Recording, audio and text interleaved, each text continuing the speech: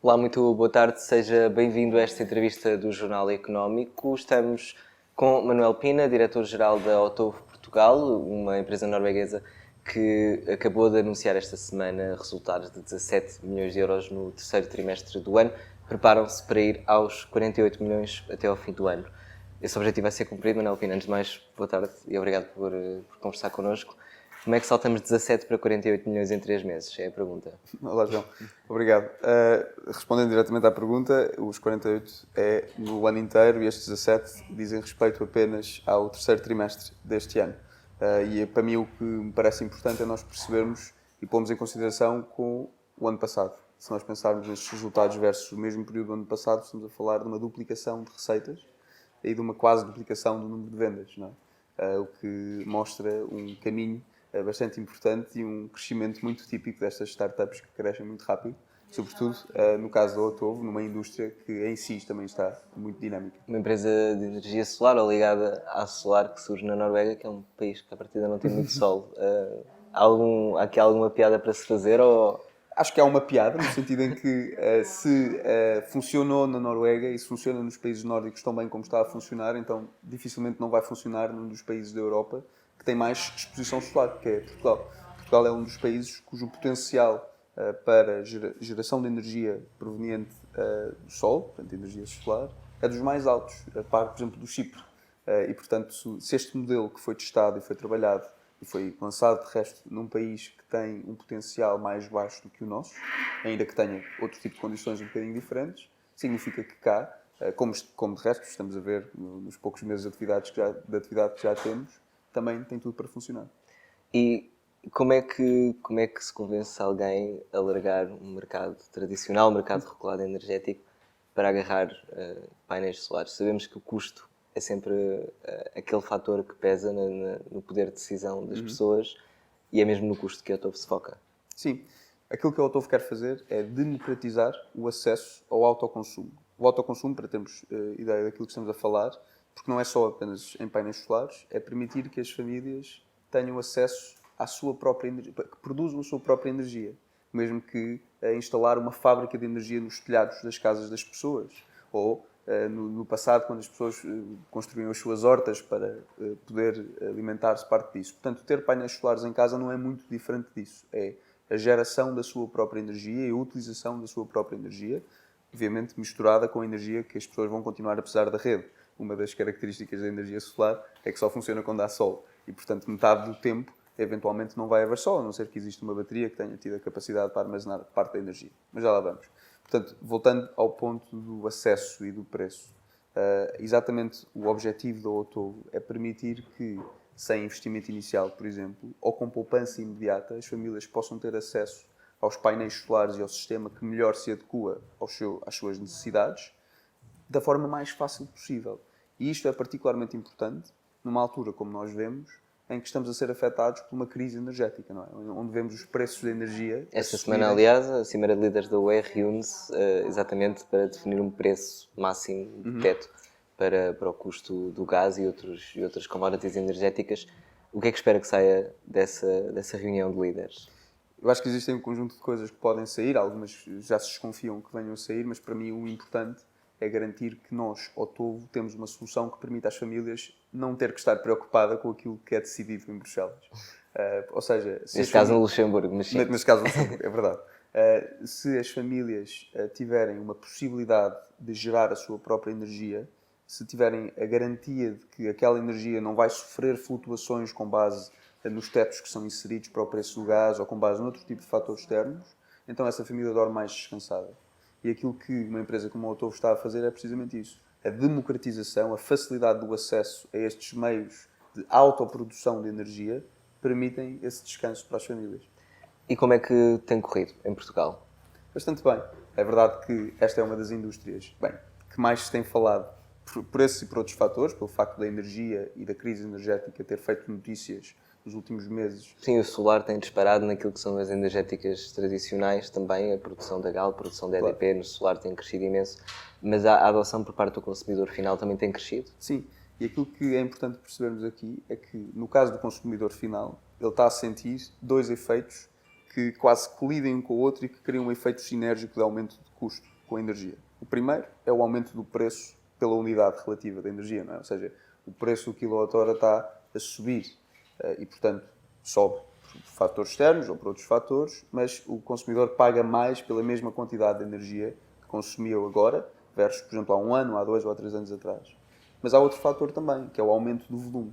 Cada vez mais as famílias substituem eletrodomésticos, aparelhos que tinham em casa que não consumiam energia, por exemplo, a substituição de um fogão a gás por uma placa de indução, ou a compra de um carro elétrico. Tudo isto são novas fontes de consumo de energia que aumentam o volume da energia que as pessoas precisam. E, portanto, aquilo que está a acontecer é não só o preço unitário, neste caso do quilowatt-hora, da energia está cada vez mais alto para as famílias, mas também o volume de consumo que as famílias têm tem tendência a aumentar. E isso faz com que muitas famílias, aquelas que podem e aquelas que começam a pensar, por exemplo, numa nova casa ou em soluções para reduzir os seus custos, comecem a pensar no solar como uma E tem das formas sido, mais... tem sido fácil justificar ao consumidor português que sabemos que não tem o mesmo poder de compra que consumidores de outros mercados, nomeadamente a Noruega, de onde vem ao topo. Tem sido fácil justificar um preço mais alto à partida ou um custo mais elevado no primeiro momento, porque a mentalidade, se calhar, por cá e no sul da Europa não é tão linear ao ponto de pensar, sim, isto é mais caro neste momento, mas vai-me gerar poupança mais à frente. Isso tem sido um desafio? Tem, e é por isso mesmo que a Otovo lançou em Portugal pela primeira vez um modelo de subscrição que permite que as famílias tenham acesso ao equipamento que melhor se adequa às suas necessidades sem a necessidade de um investimento inicial. Ou seja, é o mesmo que na sua casa nós fazemos um dimensionamento do seu consumo anual e fizemos uma proposta de, olha, João, este é o sistema que vai permitir maximizar a sua poupança porque está a consumir energia produzida por si e o João não tem que investir inicialmente. Simplesmente adota esse sistema, paga uma mensalidade que à partida vai ser mais baixa do que a poupança que vai ter, o que significa que vai imediatamente poupar dinheiro a partir do primeiro mês. Este tipo de modelos, como um modelo de subscrição, é muito importante, como o João disse, em casos em que as pessoas simplesmente não têm o dinheiro inicial para investir num sistema de painéis solares ou num sistema de autoconsumo. E, portanto, isto é o que permite a tal democratização que eu falava para este tipo de sistemas que são ferramentas tão importantes para que as famílias se possam defender da crise energética, da pobreza energética, do que lhe quiser chamar. Não é só a crise energética que pesa, obviamente, nas decisões nem das famílias nem das empresas, também podem entrar nessa dimensão.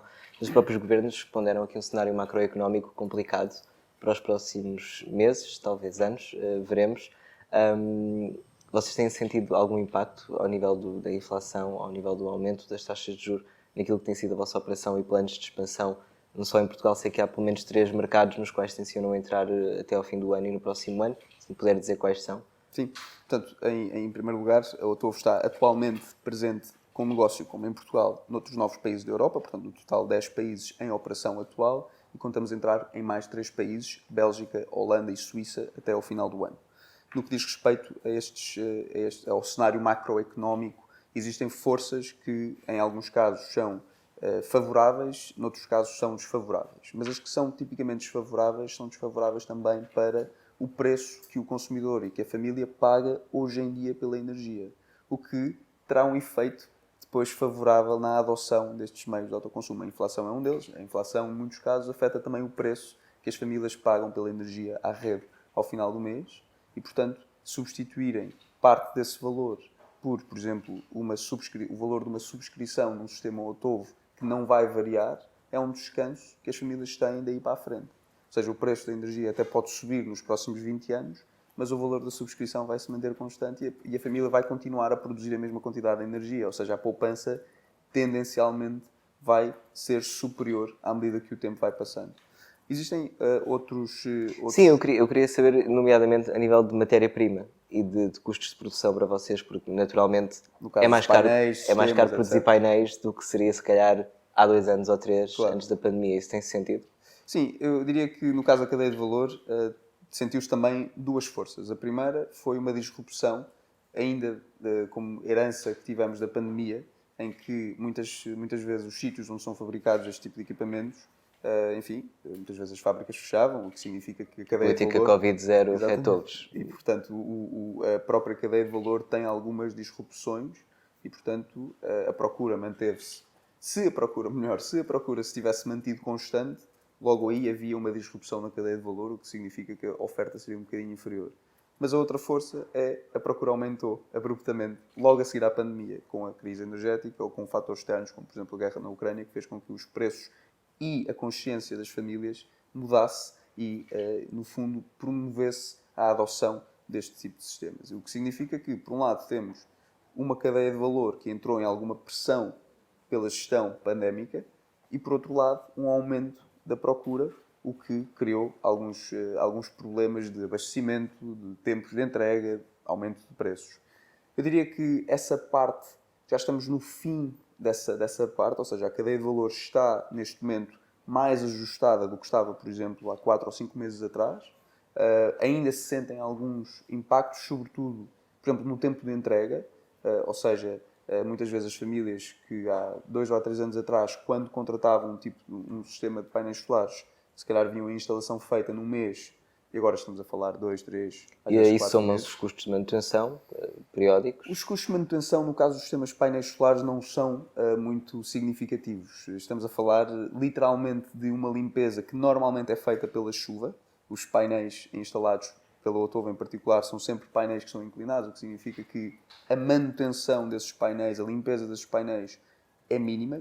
No caso do modelo de negócio de subscrição, todos esses custos ou todas as preocupações com as manutenções estão incluídas... Quase como um dentro, renting automóvel. exatamente, são incluídas dentro do modelo, o que significa que o cliente não tem que se preocupar com isso, mas a verdade é que, no caso dos painéis solares em particular, a manutenção é sempre reduzida. Mas acha que os painéis solares vão tornar mais baratos ou mais caros daqui para a frente? Assim, a ideia é que os painéis solares vão cada vez ser mais baratos. Existem muitos estudos que apontam, por exemplo, para que os painéis solares se tornem como uma utility, em que o principal custo vai estar no transporte ou na montagem dos próprios painéis solares. Mas a verdade também é que a tecnologia que nos vai ajudar a fazer a transição energética, ou parte da tecnologia que nos vai ajudar a fazer a transição energética, painéis solares agora, no futuro, sabe-se lá o quê, se calhar ainda nem foi inventada. E, portanto, se agora são painéis solares que permitem e que são uma ferramenta importante para que as famílias possam, no fundo, proteger-se das flutuações do preço da energia, mas também ajudar na transição energética, se calhar daqui a 20 anos será outra coisa que hoje em dia ainda não conhecemos. Temos 20 anos, face às metas de descarbonização, para alcançar esse objetivo? No caso das famílias, ainda vamos a tempo. Ou seja, no que diz respeito às pessoas que têm o seu telhado e que têm a sua casa, eu diria que ainda vamos a tempo. Mas, sobretudo, que existem algumas coisas que temos que fazer para nos prepararmos. E todos temos alguma responsabilidade aqui, na verdade. A indústria, naturalmente. Os agentes políticos também? Os agentes políticos, no sentido de descomplexificar a adoção deste tipo de equipamentos. Diria que é complexa? Existe algum tipo de burocracia que é necessário ultrapassar para, por exemplo, a instalação de painéis solares. Em alguns casos é preciso fazer comunicações prévias às câmaras municipais, em outros casos é preciso garantir que existe um equipamento específico para alguns sistemas de determinada dimensão, o que complica um bocadinho. Estamos a falar de famílias que não têm necessariamente o conhecimento adequado sobre a tecnologia de painéis solares. Portanto, quando se lhe falam num conjunto de requisitos, não sabem necessariamente a que é que esses requisitos dizem respeito ou o que é que com eles vão conseguir, não é? E, portanto, aquilo que é necessário fazermos, os agentes políticos, instituições públicas, etc., aquilo que é importante que consigamos fazer é facilitar a adoção deste tipo de soluções e, já agora, termos a capacidade de ajustarmos às tecnologias que vão sendo, enfim, implementadas, não é? Ou seja, estamos a falar de uma indústria muito dinâmica, novas tecnologias todos os dias, novos modelos de negócios todos os dias, e é importante que ajudas públicas ou que as políticas ou até que os requisitos necessários para a adoção consigam acompanhar este tipo de inovação para que as famílias possam, de facto, adotá-las com o menor custo possível. A semana passada foi apresentada a proposta orçamental para 2023. Contempla algumas medidas tanto para as empresas como para as famílias, sobretudo para as famílias ao nível da redução do IVA, e prevê algum tabulamento ou uma limitação do disparar dos custos energéticos. Gostaria de ter vistas implementadas algumas medidas ligadas à à compra e à instalação de equipamentos solares? Em primeiro lugar, deixe-me dizer que qualquer medida, por exemplo, refiro a redução do IVA a 6%, qualquer medida do género é sempre bem-vinda, sobretudo pelas famílias, não é? Ou seja, aquilo que estamos a fazer é retirar barreiras, retirar qualquer tipo de entrave que as famílias pudessem ver na adoção desse sistema, e aí nós saudamos sempre. No que diz respeito a políticas de incentivo, tivemos durante algum tempo o Fundo Ambiental, que entregava algum reembolso por parte do investimento das pessoas, e acreditamos que isso vai voltar a existir. Para nós, aquilo que é importante é garantir que, sempre que existam este tipo de políticas ou de incentivo ou de descomplexificação, que as mesmas sejam feitas tendo em consideração toda a gente do mercado. Ou seja, não apenas as famílias, como estávamos a falar no início, que têm o dinheiro inicial para investir e que a seguir vão pedir o reembolso, mas têm que ter tido aquele dinheiro inicial para investir, mas também aquelas famílias que, não tendo dinheiro, procuram soluções, como por exemplo o nosso modelo de subscrição, possam na mesma recorrer a esses fundos e que não fiquem de fora deles, porque tipicamente são também as famílias que mais são afetadas pelo aumento dos preços da energia, não é? E portanto, para mim, aquilo que é importante é garantir que, qualquer que sejam as medidas de incentivo, tenham sempre uma visão holística, neste caso das famílias e do consumidor daquela própria medida. E que perfil de consumidor é esse para a Auto? Portanto, estamos a falar de que classe de consumidores? Falou aí bem que as famílias, normalmente, tipicamente com os rendimentos mais baixos, são as primeiras a sentir imediatamente aquilo que é um aumento dos custos na origem. É esse o vosso público neste momento? Na verdade, quando nós falamos em democratização, aquilo que queremos é que o público seja o mais vasto possível. Estamos a falar de famílias que, não tendo dinheiro ou não tendo capacidade para investir inicialmente, possam ter acesso a estes equipamentos através do modelo de subscrição, mas estamos a falar também de famílias que têm a sua casa onde vivem, eventualmente até têm uma casa de férias e queiram reduzir o custo de energia nas suas casas de férias e possam também ter acesso a este tipo de soluções. Nós aqui não fazemos nenhuma distinção, aquilo que queremos garantir é que qualquer pessoa que queira adotar um sistema de painéis solares e aderir ao autoconsumo possa fazê-lo da forma mais simples possível através da Autovo. E nesse modelo de subscrição, que é o mais barato, digamos, estamos a falar de que valores? A partir de que valores é que uma pessoa pode instalar este serviço? É importante esclarecer aqui o ponto que o modelo de subscrição não é necessariamente mais barato ou não assenta necessariamente no preço. O modelo de subscrição permite que a família consiga ter acesso ao equipamento mais adequado ao seu consumo. Se calhar eu faço aqui um parênteses para percebermos porque é que isto é importante. Quando nós temos a nossa casa e temos, enfim, vamos supor uma família de 5 pessoas que vive numa casa e que tem um consumo anual... Claro. De algumas tabelas já aplicadas pela ERS. Exatamente. Se eu puser um sistema muito pequeno, esse sistema vai produzir alguma energia, mas não vai produzir energia o suficiente que me faça muita diferença na conta de energia no fim do mês, porque eu vou ter que continuar a comprar muita energia à rede, não é? Se eu puser um sistema muito grande, esse sistema vai produzir muita energia, no entanto eu vou demorar muito tempo a pagá-lo porque, teoricamente, foi um sistema mais caro. Quando estamos a falar do dimensionamento do sistema de painéis solares, é muito importante que o mesmo seja feito com base no consumo daquela família. E por isso é que um dos requisitos que nós pedimos é particularmente a fatura, ou umas faturas, exemplo de eletricidade daquela família. E portanto, quando estamos a falar do modelo de subscrição, aquilo que estamos a fazer é dar a qualquer família a possibilidade de aderir ao sistema que melhor se adequa àquele seu consumo, ou seja, que maximiza a poupança que vai ter na sua conta de eletricidade no final do mês, sem ter que gastar mais dinheiro para isso. Nós não queremos que as famílias instalem um sistema mais pequeno, que não vai ter muito impacto na sua conta de eletricidade, só que não têm dinheiro para ir buscar um sistema maior. E é disso que estamos a falar no caso do modelo de subscrição. É garantir que... Mas em casos concretos, quanto é que uma pessoa iria pagar? Olha, eu costumo dar o caso de uma das vendas que nós já típica fizemos. Família, portanto, um casal com Sim, um filho em Portugal. Nós já fizemos uma venda aqui em Portugal, um modelo de subscrição na zona de Leiria, para uma família. Eu penso que eram 4 pessoas a ver em casa, portanto, um casal com 2 filhos, que, se não me engano nos números, mas depois posso confirmar isto, estava a gerar uma poupança mensal líquida de 7 euros. O que é que isto significa? Significa que a família reduziu a sua fatura de eletricidade, vamos supor, em 30 euros, e tem um valor de subscrição para aquele sistema em particular de 23 euros. É o valor que paga à Autovo.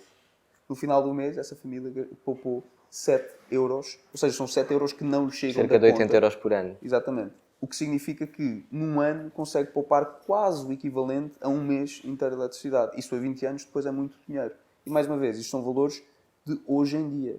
Se o preço da eletricidade à rede continuar a aumentar, esta poupança vai ser ainda maior, porque o valor que a família vai pagar de subscrição ao Autovo não vai alterar, não é? Vai ser o mesmo valor. Manuel, uma pergunta que falámos antes de começarmos a conversar e que eu tenho que fazer naturalmente: como é que se passa de uma Uber para uma energética? É mais fácil de perceber do que possa parecer, na verdade. Eu, quando decidi juntar-me ao Autovo, as razões que me fizeram decidir juntar-me ao Autovo não foram muito diferentes das razões que me fizeram juntar à Uber quando me juntei há quase 8 anos. Portanto, era uma empresa em que eu acreditava que tinha um impacto, ou que podia ter um impacto importante nas pessoas. Portanto, não estamos a falar de um negócio puramente financeiro, estamos a falar de um negócio que pode ajudar as famílias, e no caso da Uber era na sua mobilidade. Na sua gênese, podemos dizer que, sim, à luz dos escândalos que depois vieram a ser conhecidos, olha para isso com algum arrependimento ou não? No caso da Uber, não, de maneira nenhuma. Eu continuo a acreditar, aliás, hoje em dia é muito difícil pensarmos numa cidade moderna que não tenha este tipo de opções de mobilidade. Mas no caso do Autovo, não é muito diferente. Para mim é muito difícil olhar para uma cidade moderna daqui a 10 anos ou daqui a 20 anos em que todos os telhados não têm um painel solar. Porque a tecnologia, como falámos, está cada vez mais acessível, existem cada vez mais modelos que permitem às famílias chegarem lá e cada vez faz mais sentido. E, portanto, mas nem todos os telhados podem ter um painel solar. É verdade, nem todos os telhados podem ter painel solar. E isso, para mim, é um ponto bastante importante na responsabilidade que as próprias sociedades têm daqui para a frente, não é? Quando nós estamos a pensar nas novas construções, será que faz sentido pensarmos numa construção cujo telhado não permite a instalação de painel solar? Provavelmente. Mas é o telhado que tem que se adaptar ao painel solar ou é o painel fotovoltaico que tem que se adaptar ao edifício? Também pode ser essa uma Acho questão. que vai partir um bocadinho dos dois, no sentido em que existe já algum desenvolvimento de tecnologia que não significa só painéis solares no telhado, pode significar, por exemplo, janelas que permitem a absorção de energia solar, mas, por outro lado, temos que ser realistas naquilo que temos hoje em dia, não é? Ou seja, se um arquiteto hoje em dia estiver a desenhar uma casa de raiz para hoje, para o ano 2022, ou para estar pronta no ano 2023, provavelmente vai, ou deveria considerar que nessa casa os painéis solares seriam provavelmente uma das primeiras instalações. Manuel Pina, muito obrigado por conversar connosco nesta tarde. Obrigado. Obrigado também se esteve desse lado a acompanhar. Esta e outras entrevistas estão disponíveis sempre que quiser na JETV, em jornaleconómico.pt, onde toda a informação está sempre em constante atualização.